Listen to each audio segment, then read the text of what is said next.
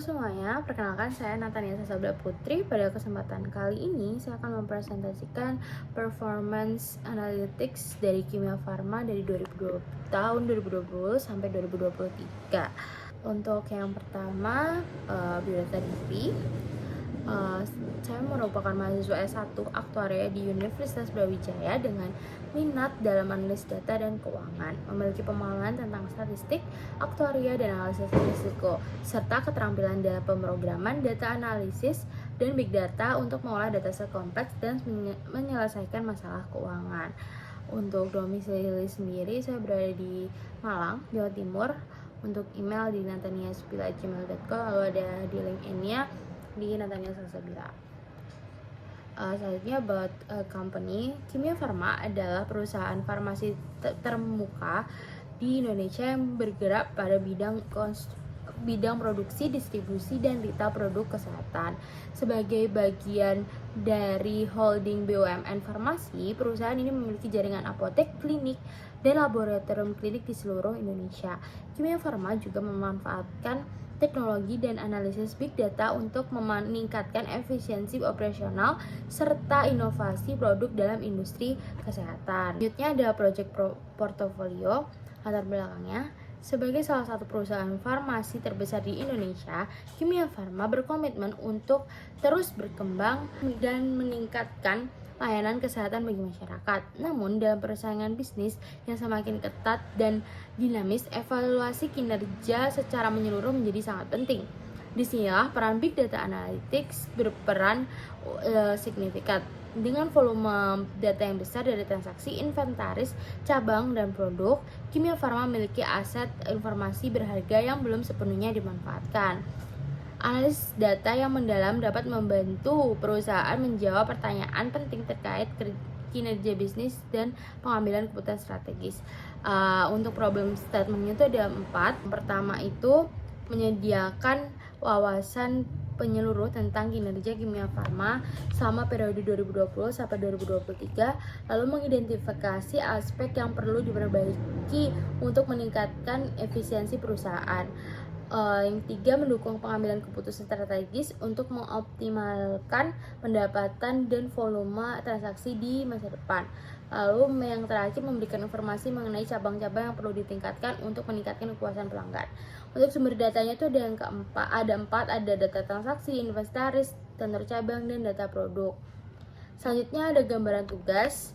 Jadi gambaran tugasnya itu adalah tugas dalam proyek ini mencakup analisis kinerja bisnis Kimia Farma dari tahun 2020 hingga 2023 sebagai seorang Big Data Analyst intern.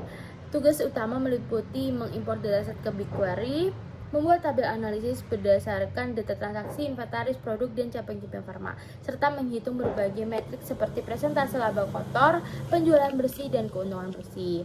Selain itu, peserta diminta untuk membuat dashboard analisis di Google Looker Studio yang mencakup perbandingan pendapatan tahunan, analisis transaksi cabang, peta geografis, profit per provinsi.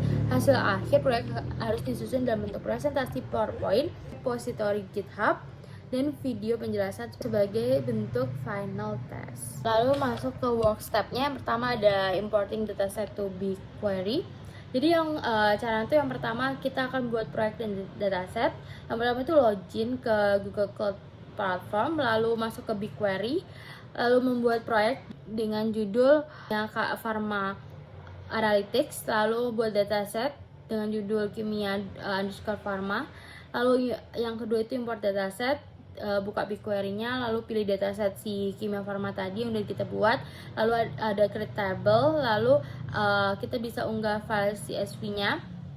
Ada 4 kan filenya, lalu klik create table lagi.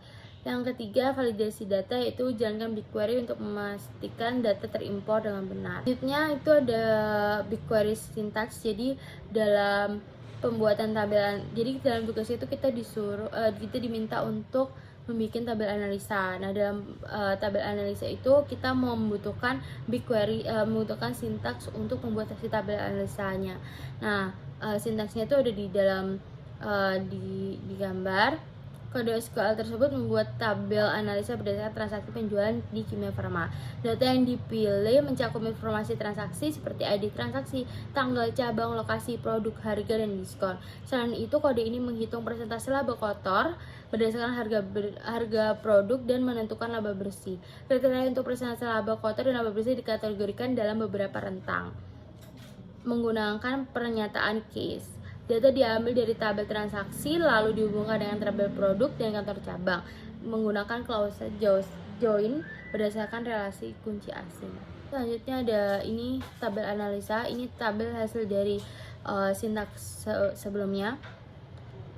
Lalu yang 4 kita membuat dashboard performance analytics-nya. Ini menggunakan Looker Studio. Ini hasil dashboardnya.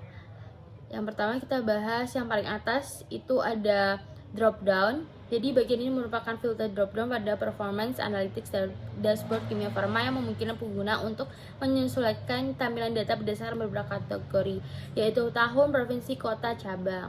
Dengan fitur ini pengguna dapat melakukan analisis yang lebih spesifik seperti melihat tren penjualan pada periode tertentu, membandingkan performa antar wilayah, atau mengevaluasi kinerja cabang tertentu secara lebih detail. Di bawahnya itu ada summary-nya. Dashboard ini merupakan beberapa metrik utama terkait performa bisnis Kimia Farma.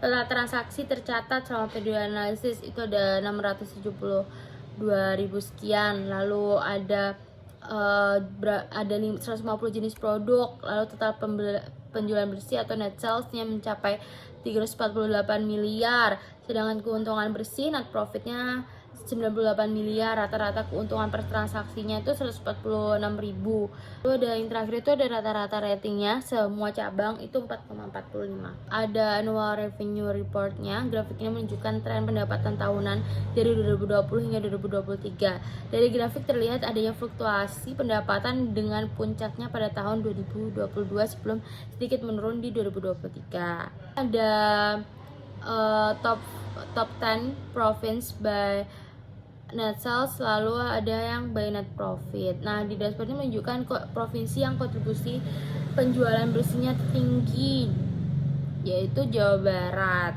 Diikuti Sumatera dan Jawa-Jawanya. Lanjutnya ini ada branch rating. Ini ada 3 teratas itu ada cabangnya, branch itu cabang, lalu ada rata-rata rating cabangnya dan rata-rata rating transaksinya. Dashboard ini menjelaskan tentang cabang Kimia Farma dengan detail rating cabangnya dan rating transaksi di cabang tersebut. Dan terakhir itu ada peta geomap yang digunakan dalam dashboard ini menunjukkan kontribusi keuntungan bersih berdasarkan provinsi.